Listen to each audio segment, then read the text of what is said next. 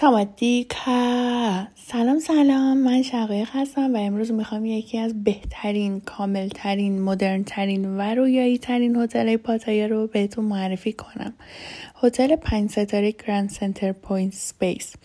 پاتایا 2 هتل گرند سنتر پوینت داره که اولین هتلی که به این نام ساخته شده در بالای مرکز خرید ترمینال 21 هستش که ویوی دریا و بیچ رود یا همون خیابون ساحلی معروف پاتایا رو داره که مطمئنم اگر شما یک بار به پاتایا رفته باشین حتما این هتل رو دیدین. حالا این هتل فوق‌العاده رو، هتل سپیس رو دقیقاً روبروی ترمینال 21 ساختن و شما خیلی راحت میتونید این هتل زیبا رو پیدا بکنید. الان من میخوام براتون توضیح بدم چرا میگم سپیس یکی از بهترین هتل‌های پاتایا هستش. به خاطر امکاناتی مثل بزرگترین پارک آبی پاتایا و همچنین زمین گلف، سالن بازی‌های کامپیوتری مخصوص بچه‌ها، استخر مخصوص بزرگسالان با ویوی دریا و شهر زیبای پاتایا، سالن بدنسازی با ویوی شهر، صبحانه بین‌المللی و عالی این هتل و بهترین قسمت این هتل یعنی سالن آنسن. سالن آنسن یکی از کاملترین مراکز اسپا، ماساژ و حوضچه‌های آب گرم درمانی هستش که شما میتونید شعبه های اون رو توی بانکوک هم پیدا کنید و ازش لذت ببرید.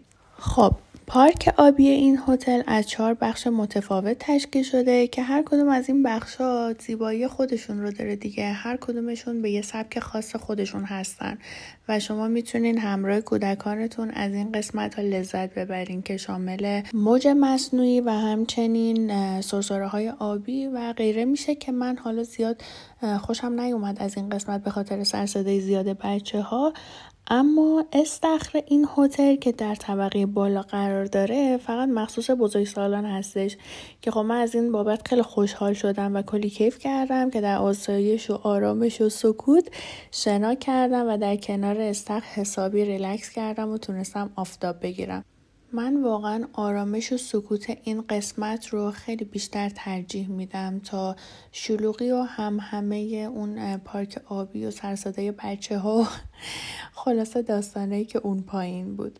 بعد از استخر شما میتونید وارد این سالن ها بشین که خب البته قسمت زنونه و مردونه اون جدا هستش.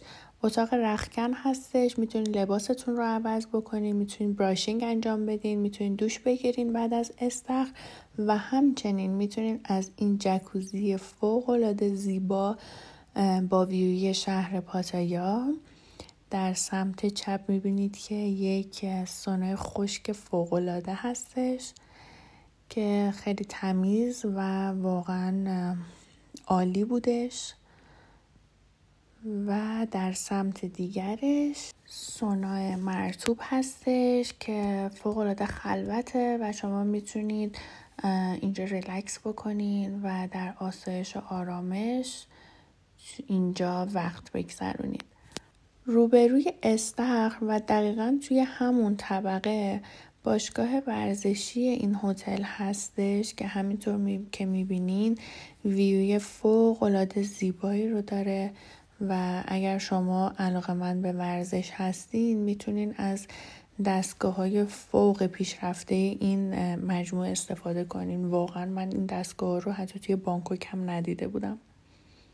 خب بریم سراغ قسمت هیجانی این هتل که من حسابی عاشق شدم. بله، سالن آنسن، سپا و ماساژ این مجموعه. بچه برای رفتن به سالن آنسن باید از این پله ها بالا برید و اینجا لباس و لباسیر مخصوص رو تحویل بگیرید و خوشبختانه باید بگم که در این قسمت خانوما و آقایون از همدیگه جدا هستن. قسمت آبی برای آقایان و قسمت قرمز هم ورودی خانوما هستش و به این شکل وارد سالن میشین. اول سالن رختکن هستش که بعد از تعویض لباس ها باید وارد سالن اصلی بشین که چند تا حوضچه آب سرد و گرم داره و 2 سونای خشک و مرطوب که من اجازه فیلم برداری ندارم چون اونجا کسی لباس تنش نیست. خارج از اون قسمت 2 اتاق دیگه هستش که شما میتونید همراه پارتنر یا همسرتون ازشون استفاده کنید. این هم از راهروهای این هتل که همه اونها نمادی از اسپیس یا همون فضا رو دارن که هر طبقه طراحی خاص خودش رو داره. خب میرسیم به قسمت اتاقهای این هتل جذاب که البته همونجور که میدونید هر هتلی تایپ های مختلفی از اتاق رو داره، از اتاقهای کوچیک گرفته تا سویت های بزرگ که مخصوص خانواده ها هست به تعداد نفرات بیشتر و تختای بیشتر و خب امکانات بیشتر. این سویت که ما گرفتیم سویت 4 نفره هستش. خب اتاقای 2 نفره شروع قیمتاشون فکر میکنم از 7 یا 8 میلیون تومان باشه به پول ایران و سویت های بزرگش مثل این یا 4 تخته فکر میکنم از 20 میلیون به بالا باشه. اینم من هم زنم.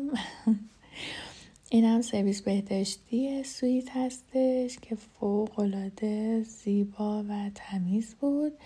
اینجا هم جکوزی سویت هست با همچین ویوی فوق‌العاده‌ای، ویوی دریا. و در پایان روز هیجان انگیزی که در این هتل زیبا تجربه کردین با دیدن شفق‌های قطبی و ستاره‌های درخشان اتاق خوابتون چشمانتون رو میبندین. خدا نگهدار.